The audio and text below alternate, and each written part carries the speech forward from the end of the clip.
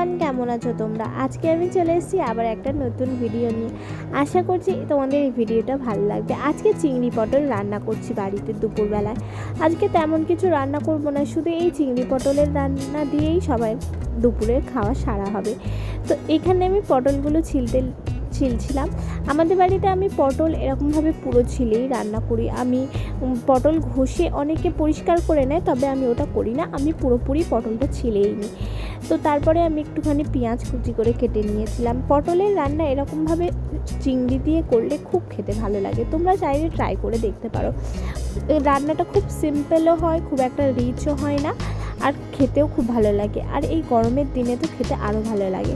তো আলুগুলোও ছিলে নেবো, আলু একটু বেশি করে দিলেই তরকারিটা বেশি টেস্টি হয়। তো আমি আলুগুলো ছিলে নিচ্ছিলাম। প্রথমে আমি সব কিছু কাটাকুটি করে নিয়ে আমি তারপর রান্নাটা বসাবো। এখন যা গরম পড়েছে, রান্নাঘরে দাঁড়িয়ে দাঁড়িয়ে যে সবজি কুটতে আমার খুব কষ্ট হয়। তো আমি একটু ফ্যানের তলায় এসেই সব সবজিগুলো জোগাড় করে নিই। তো তারপরে আমি পটলগুলোর কিছু কিছু ভেতরের দানাগুলো একটু বেশি ছিল, সেগুলোর দানাগুলো বের করে পটলগুলো কেটে নিচ্ছিলাম। পটল আলু সব সবজিগুলো কেটে নিচ্ছিলাম।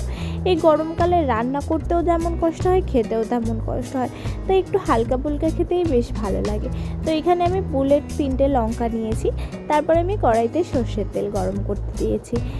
রান্নাটা সর্ষের তেলেই করবো, কারণ সর্ষের তেলে এই রান্নাটার ফ্লেভারটা খুব সুন্দর আসে।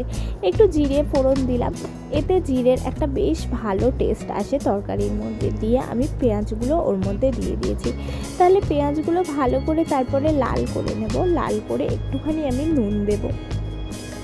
তোমরা কখনো এরকমভাবে পটল রান্না করে দেখতে পারো, এটা খেতে খুবই ভালো লাগে। আর চিংড়িগুলোর টেস্টটা পটলে আলাদা রকম হয়ে যায়। তো তারপরে একটুখানি রসুন আমি থেতো করে নেবো, রসুন দেবো এই পেঁয়াজগুলো লাল হয়ে যাওয়ার পরে।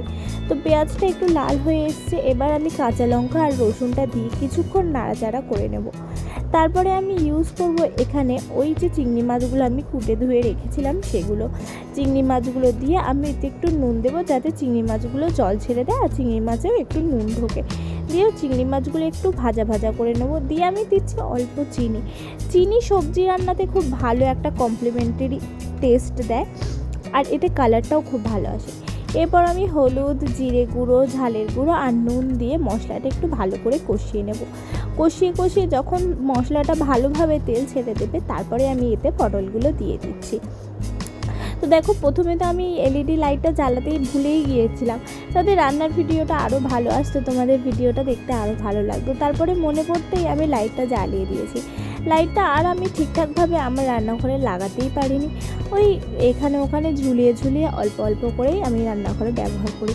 তো পটলটা ভালো করে কষিয়ে নিয়ে একটু লাল লাল হয়ে এলে আমি এতে আরেকটু জল দিয়ে পটলটা আরেকটু ভালো করে কষিয়ে নেব। এতে পটলটা টেস্টটা খুব ভালো আসে, আর পটল খুব তাড়াতাড়ি সিদ্ধ হয়ে যায়, তো খুব একটা দেরি হয় না। তো আজকে আমি এরকম শর্ট ফর্মেই রান্না করছি। আজকে আমার রান্না করতেও তেমন একটা ভালো লাগছিল না, আজকের দিনটা একটুখানি মানে ওই কম কাজের মধ্যেই কাটাতে ইচ্ছা করছিল। তো যাই হোক, তারপরে আমি পটলগুলো ভালো করে কষে নিয়ে জল দিয়ে একটু আস্তে করে রেখে দেবো কিছুক্ষণ। তারপর পটলটা সিদ্ধ হয়ে যাওয়ার পরে নামিয়ে নেব। তো আমার ভিডিওটা ভালো লাগলে প্লিজ ভিডিওটা তোমরা লাইক করে দেবে, অ্যান্ড চ্যানেলটা সাবস্ক্রাইব করতে ভুলো না। আর ভিডিওটা অবশ্যই শেয়ার করবে তোমার বন্ধুদের সাথে। আর আরেকটা ভিডিওয় দেখা হবে। এখনের জন্য বাই বাই, স্টে টিউন।